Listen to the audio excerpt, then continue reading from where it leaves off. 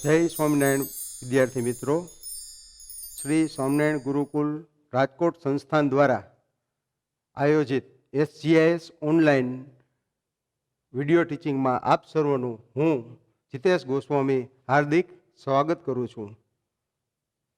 આજનો મારો unit 1 against the odd હું આપની સમક્ષ રજૂ કરીશ.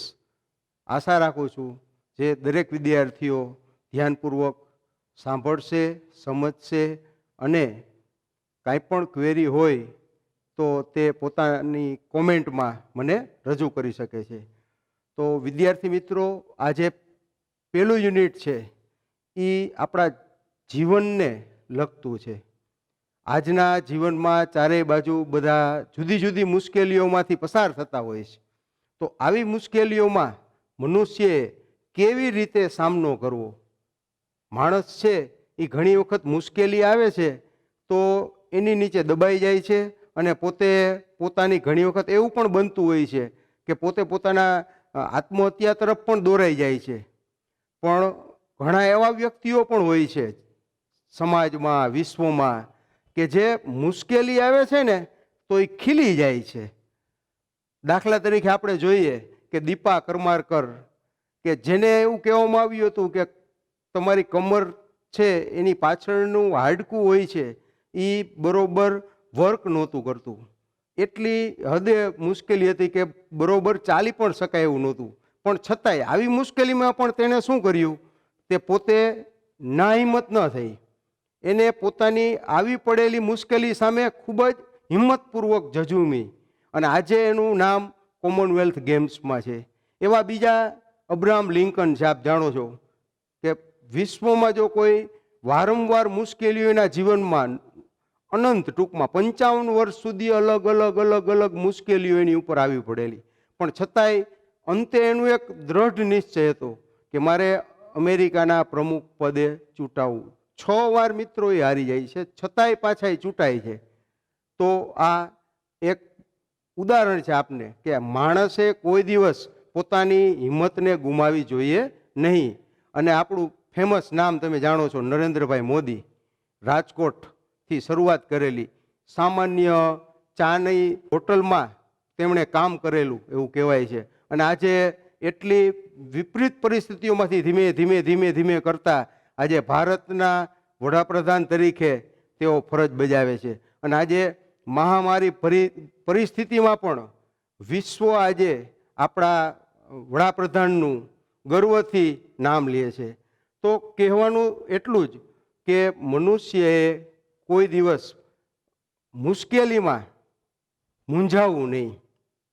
આવી જ એક સરસ મજાની વાત આપણે આજે આપણું યુનિટ 1 કે જે અગેન્સ્ટ ધ ઓડ્સ એમાં આવે છે, જેનું નામ છે દશરથ માંઝી.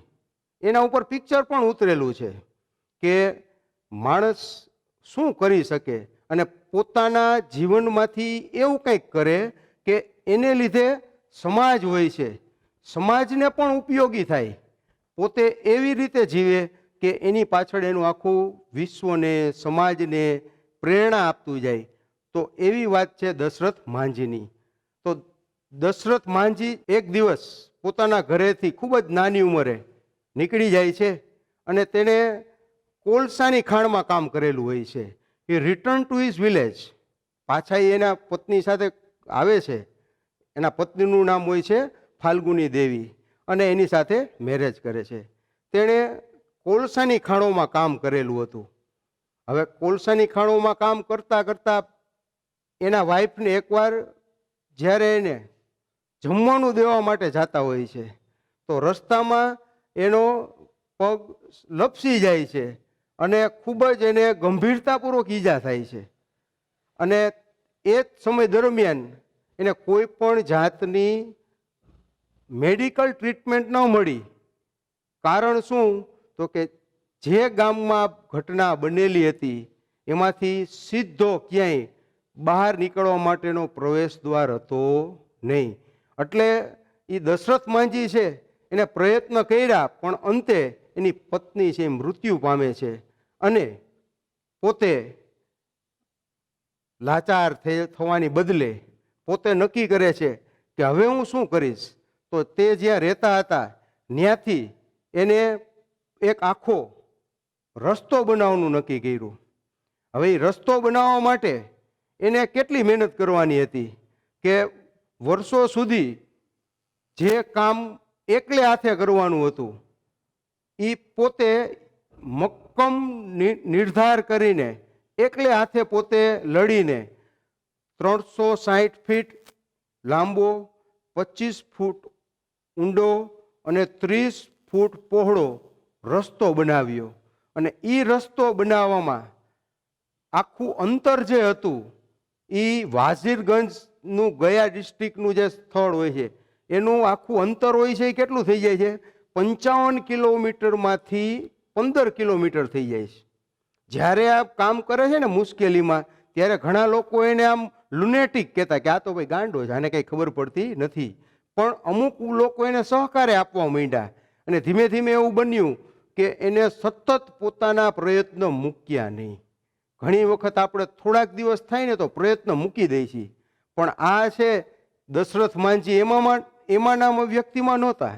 એને પોતે 22 વર્ષ સુધી આ રસ્તો બનાવવા માટે એકલે હાથે મહેનત કરી અને આખા ડિસ્ટ્રિક્ટ માટે પોતે ગર્વરૂપ બન્યા. વિલેજના લોકોએ એને ખૂબ જ મેણા ટોણા પણ માર્યા, પણ છતાંય પોતે હિંમત હાર્યા નહીં. અને છેવટે ગવર્મેન્ટે પણ આની નોંધ લીધી અને માંજી છે એને તો છેલ્લે માઉન્ટેન મેન તરીકે આખું વિશ્વ ઓળખવા લાગ્યું. અને એને બિહાર ગવર્મેન્ટે આજે એનું ખૂબ જ મુશ્કેલી ભરેલું કાર્ય હતું એના માટે ગવર્મેન્ટે એને પદ્મશ્રી એવોર્ડ દ્વારા પણ એનું નવાજવામાં આવ્યા.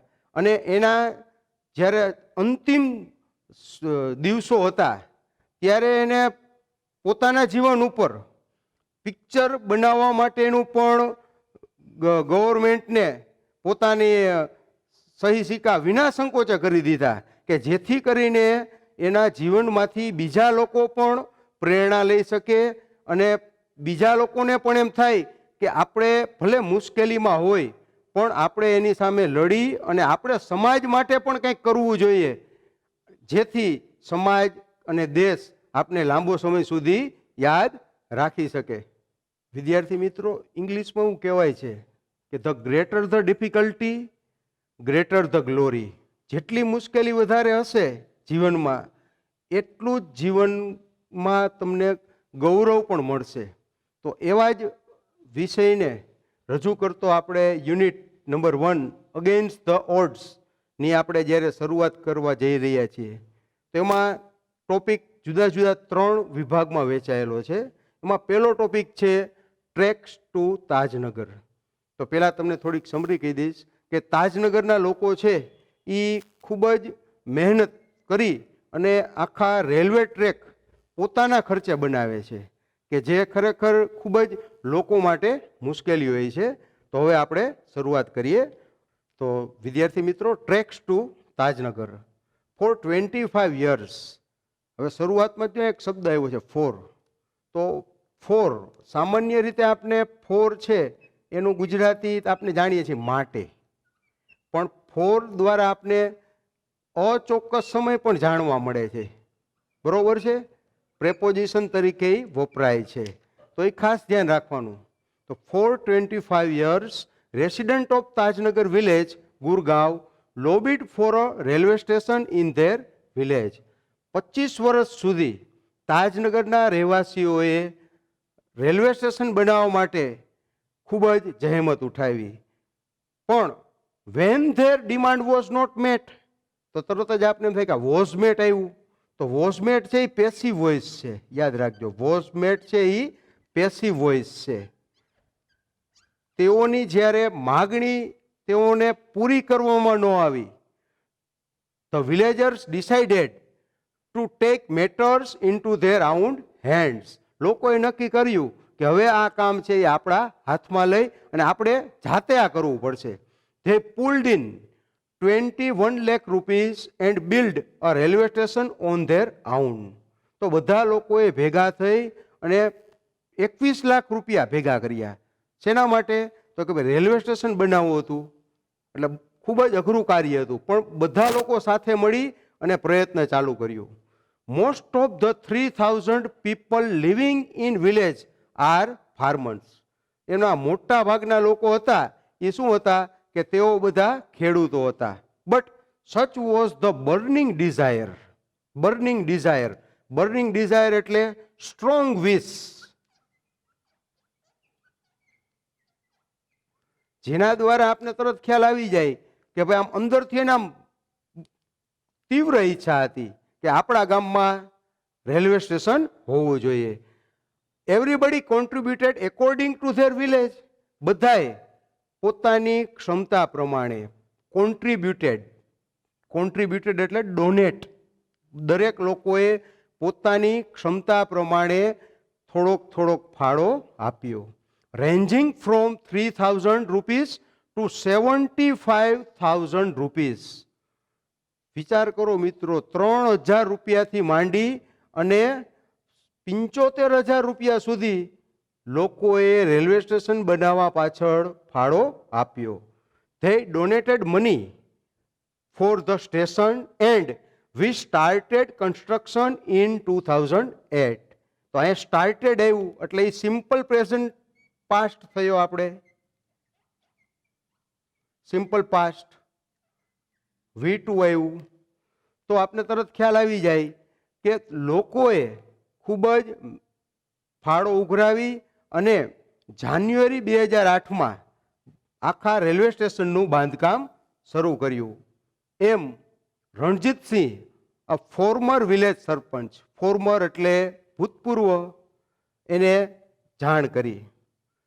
There are a large number of people in the village who need to go to Gurgaon. અહીંયા વચમાં વુ આવ્યું છે, તો આ વુ છે ને એ રિલેટિવ પ્રોનાઉન છે.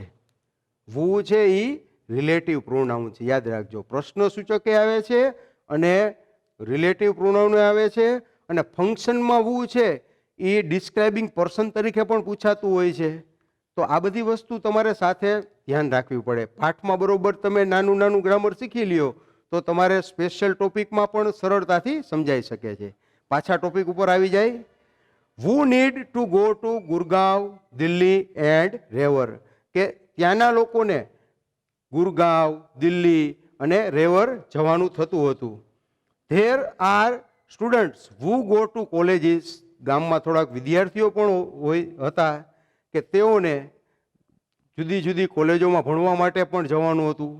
ટિલ નાવ, હજુ સુધી, આજ સુધી, વી હેડ ટુ આઈધર ગો ટુ હલ્દી મંડી ઓર પાટલી ટુ કેચ અ ટ્રેન. પણ લોકોએ શું કરવું પડતું ત્યાં જવા માટે? કાં હલ્દી મંડી જવું પડતું કાં પાટલી જવું પડતું ટ્રેન પકડવા માટે. Both the station are 6 kilometres away from Tajnagar. Both, both એટલે બંને. તો બંને જે સ્થળ આપેલા છે એ તાજનગરથી 6 કિલોમીટર દૂર હતા. We thought van the railway lines passed through the village we would have a station here. અમે વિચાર્યું કે જ્યારે આપણા ગામમાંથી રેલવે લાઈનો પસાર થાય છે તો આપણે એક રેલવે સ્ટેશન હોવું જોઈએ. But that didn't happen. પણ આવું બન્યું નહીં.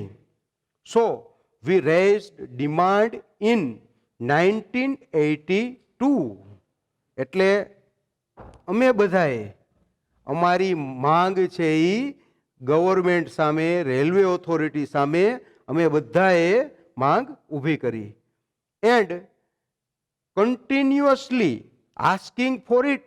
અને સતત અમે ચાલુ જ રાખી. Have been when the railway lines passed through the village we would have station here. જ્યારે આપણા ગામમાંથી રેલવેના લાઈનો પસાર થાય છે તો આપણા ગામમાં રેલવે સ્ટેશન હોવું જોઈએ, આવી લોકોની ઈચ્છા હતી. બરોબર? એટલે બટ ધેટ ડીડન્ટ હેપન. તેઓએ ઈચ્છા વ્યક્ત હતી, કરી હતી, પણ આવું બન્યું નહીં.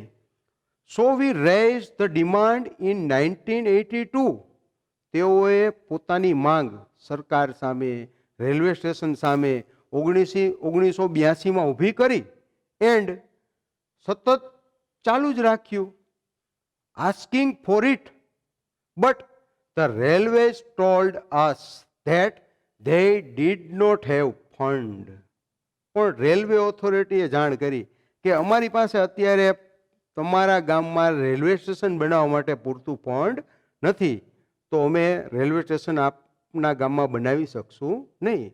So finally we decided to cart hour on destiny.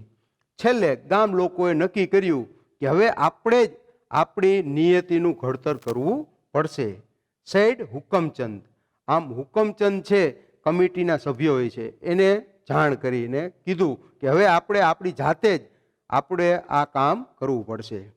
પરિણામે ધ પંચાયત પાસ્ડ રિઝોલ્યુશન એટલે નિર્ણય, ઠરાવ, પંચાયતમાં ઠરાવ પસાર કરવામાં આવ્યો કે saying that since the railway was not able to build a station for them. અહીંયા મિત્રો જો વોઝ નોટ એબલ આવ્યું છે, તો વોઝ નોટ એબલ શબ્દ છે ને એ આપને તરત ખ્યાલ આવી જાય કે વોઝ નોટ એબલ. તો આ શબ્દ છે એ આપને તરત ખબર પડી જાય. એબલ ટુ, આ કુડ વત્તા V1 આમે કહી શકાય. આ જ વાક્યને આપણે કુડ વત્તા V1 ભૂતકાળની કંઈ પણ આપણે ક્રિયા કરેલી હોય અને એમાં આપણે સમર્થ હોય તો એબલ ટુનો પ્રયોગ જેને કહેવામાં આવે છે. તો વોઝ નોટ એબલ ટુ, તો એ ભૂતકાળમાં દર્શાવે છે, બરોબર. બાજુમાં બીજો શબ્દ છે build a station for them. તેઓ માટે સ્ટેશન બનાવવા માટે જ્યારે સમર્થ ન હતા, they would do it for themselves. તેઓની જાતે બનાવશે વિથ ધેર ઓન મની. લોકોએ નક્કી કર્યું કે હવે આપણે આપણા પૈસે રેલવે સ્ટેશન બનાવવું છે. Soon and 11 member team was formed. ફરીથી પાછું એક આવ્યું વોઝ ફોર્મ્ડ. સાદો ભૂતકાળ, પેસિવ વોઇસ આવ્યું છે, યાદ રાખજો. એટલે 11 સભ્યોની કમિટી રચાણી અને team started collecting money from villages. તો અહીંયા પણ એક તમને કલેક્ટિંગ શબ્દ ઉપર મારે ધ્યાન દોરવાનું હતું કે કલેક્ટિંગ છે એ કૃદંત છે, વર્તમાન કૃદંત. એનો સાદો નિયમ હોય છે કે સ્ટોપ સ્ટાર્ટ આપેલું હોય તો એના પછી આઈએનજી વાળું રૂપ આવે છે, જે ક્રિયાની ચાલુ સ્થિતિ દર્શાવે છે વિદ્યાર્થી મિત્રો. તો લોકોએ બધાએ પછી પૈસા ભેગા કરવાનું નક્કી કરી લીધું અને on 7 January 2010 as a result of their efforts, તેઓના પ્રયત્નોના પરિણામે the first railway station in the country on which the railway did not have to spend a single rupee started operations.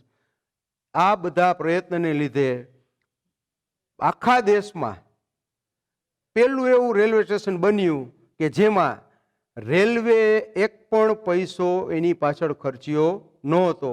સંપૂર્ણ રેલવે સ્ટેશન લોકોના પૈસા દ્વારા બનાવવામાં આવ્યું. આમ tracks to Tajnagar આપને પ્રેરણા આપે છે કે જો લોકોનો સમુદાય સાથે મળી અને ઈચ્છે તો કોઈ પણ સમસ્યા હોય ગામની એ ભેગા મળીને એનું સોલ્યુશન કરી શકે છે.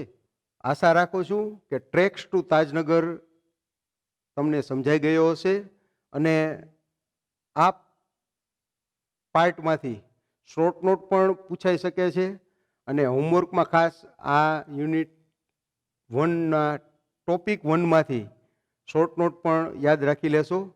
હવે આગળનો યુનિટ છે એ આપણે પાર્ટ 2માં ચર્ચા કરશું. જય સ્વામિનારાયણ.